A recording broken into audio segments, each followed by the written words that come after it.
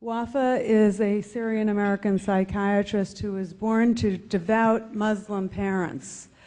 She had a life-changing event when she was in medical school at the University of Aleppo in Syria. Her medical school professor was murdered right in the middle of the classroom by members of the Muslim Brotherhood to cries of Allahu Akbar. Well, you can imagine how traumatic that was, and that event led Wafa to repudiate her religious beliefs. In 1989, Wafa emigrated to the United States with her husband and her children. A few years later, she wrote an essay about what was wrong with the Muslim world and the Muslim religion, and it caught the attention of Al Jazeera. And they invited her to come and debate a Muslim imam. This was shown on Al Jazeera TV. And this was picked up by Memory, the Middle East Media Research Institute, and translated, and now it's been seen by millions of people over the internet. You can see it on YouTube. Wafa continues to speak out about the threat of Islam on Capitol Hill to the Department of Homeland Security, Fox News, CNN, Voice of America, all around the world, and venues too numerous to mention. In 2006, she was named as one of the 100 most influential people in the world by Time magazine. And she's working right now on her book, An Escaped Prisoner, Why God is a Monster. Dr. Wafa Sultan. Ladies and gentlemen, I always feel a need to make fun of myself, to laugh at myself, in order to cover up, to repress the sadness that deeply implanted in my heart, especially when it comes to speak about women in Islam. Now I am free, but I cannot forget my niece. She was forced to marry her cousin when she was 10. He was over 40. Her marriage was valid and legalized under the Islamic Sharia because Muhammad, the Prophet of Islam, married his second wife when she was 6. He was over 50. I always remember my niece coming back to her father's house, begging her not to send her back to her husband. He would say, in Islam, it is shame for a woman to leave her husband's house.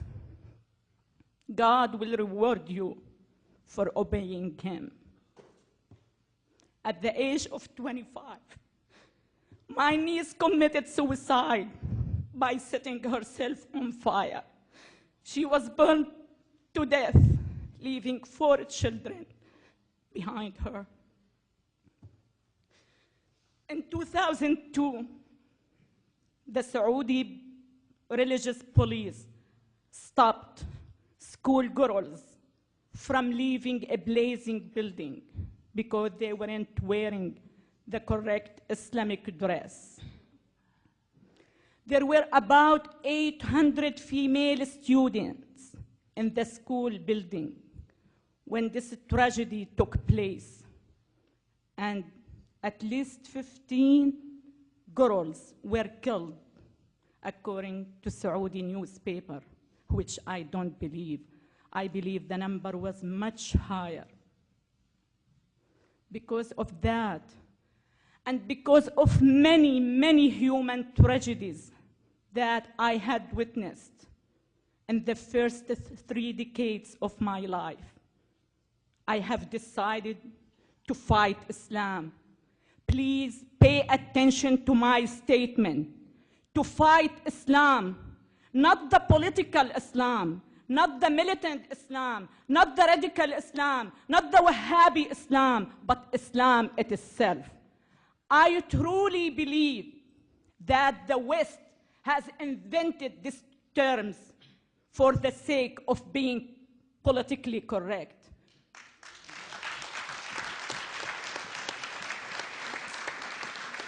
growing up in Syria, I have never heard but Islam. Islam has never been misunderstood. Islam is the problem, but no one is stating the truth. No one is taking a hard look at the root of the terrorism, which is the brainwashing machine called Islam. Islam is not up to me, is not up to any Muslim man or woman. Islam is exactly what the Prophet Muhammad did and said. In order to understand Islam, you have to read the biography of Muhammad. It is very traumatizing. It is very shocking. He married his second wife when she was 6 years old. He was over 50. I just came back from France. I debated with a Muslim Pakistani woman. She was the Minister of Women in Pakistan. When I told this fact to my audience, she turned to me and she said, "It is a big lie." She was 9, not 6. It sounds like when a policeman stops you because you're driving over 100 miles per hour and you turn to him and say, "It is a big lie. I was driving 90 miles per hour, not 100 miles. She was 9, not 6. He married his second wife. She was his daughter-in-law. His son was adopted, and at that time it wasn't accepted by the pre-Islamic Arabic culture.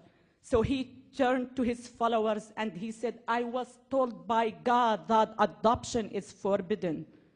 And adoption, believe it or not, has been forbidden in the Islamic culture, just to justify his marriage of his daughter-in-law." His third wife was Safiya. She was a Jewish woman. It was well documented, well written in our school book that he attacked her tribe. He killed her father, her brother, and her husband. At the same day he slept with her. That's what I call Islam. You need to know, you need to understand that Islam is the problem. I am sick and tired of people here in the West asking me to soften my message. I am sick and tired of people asking me, "Are you trying to change 1.3 billion people?" Yes, I am trying. Yes, I am.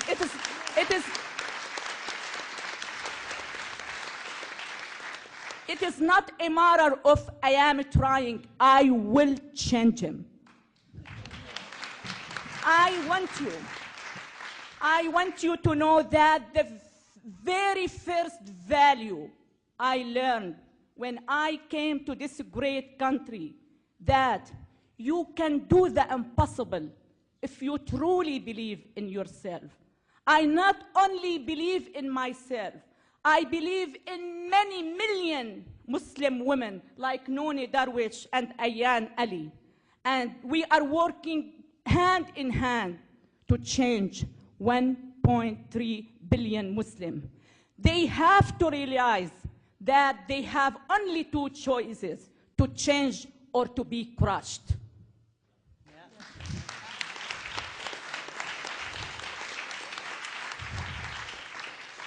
Please, please don't let your civilized way of thinking interfere with your defending your great country. Please, please defend your values. Please defend your freedoms. Defend the heaven you are living in. Don't take anything for granted. I don't. I enjoy every single moment of my American life. Just walking down the street by myself without being accused of being a whore is a bliss for me. Just chatting with my next door male neighbor without being accused of committing adultery is a bliss for me. Having a cup of coffee at Starbucks by myself is a bliss. Please, please don't take anything for granted. Please defend this beautiful country. My dream is to see my country, Syria, as free as America, not the other way around.